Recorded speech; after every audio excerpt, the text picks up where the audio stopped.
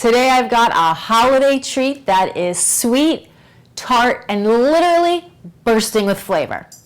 I'm Danny Spees, and for this quick bite, I'm making chocolate-covered pomegranate drops. The first thing you need to do is set up a double boiler, and you don't need anything fancy to do this. Just grab a medium-sized pot, put a couple inches of water in the bottom of the pot, then put your heat up to high, let that come to a boil. Once you've got your boil, turn it down to a simmer, and then you need to find a bowl that can fit on top of the pot without the bottom touching the water. So just like this. And that's all there is to it. You've got your double boiler. To that, I'm going to add in 6 ounces of dark chocolate, and then you just want to stir that periodically to help it melt down. And the smaller you chop your chocolate, the faster it's going to melt for you.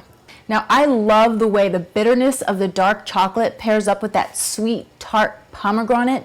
But if you prefer milk chocolate, by all means, go with it. Just make sure you come back and let me know how it was down in the comments below. So once you notice that all the lumps are gone and that the chocolate is nice and creamy and melted down, you can shut off your heat and add in your pomegranate seeds.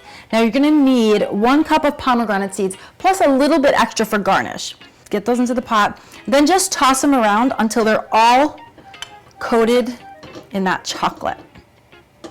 Now, it's super important that your pomegranate seeds are bone dry when you get them into the chocolate, because if the chocolate gets any water in it, it will seize up, and then you're going to have to start this whole process over again.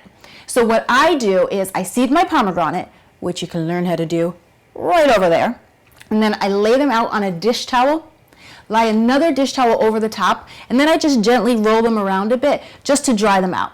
So once you've got all the seeds coated in the chocolate, what you're going to do is grab a rimmed baking sheet that you've got lined with either a Silpat mat, like I've got here, or some parchment paper. Then scoop up the chocolate pomegranate seeds with a tablespoon and just drop little puddles right onto your baking sheet. And you're just going to keep on doing that until you've used up all the chocolate pom mixture.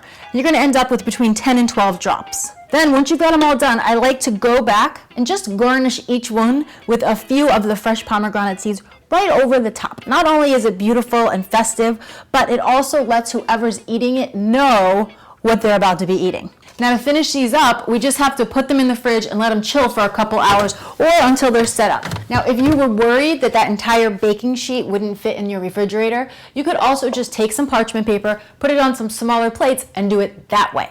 Once they're all set up, you can store them in an airtight container in the fridge for up to 3 days. And I've got a couple of these ready to go that I made last night so I could show them to you. Look at that. The chocolate is nice and shiny, and those beautiful jewels on top let you know what you're about to get into. You get that rich, creamy chocolate with the sweet, juicy pomegranate seed, and then when you take a bite, the whole thing just pops in your mouth. These would be very fun to serve with a glass of champagne. For more simple and nutritious recipes, tips, and ideas, be sure you come on over to cleananddelicious.com, where you can print all the recipes, save your very favorites to your own personal recipe box, and subscribe to my newsletter. Thanks so much for watching. I'm Danny Spees, and I'll see you next time with another quick bite.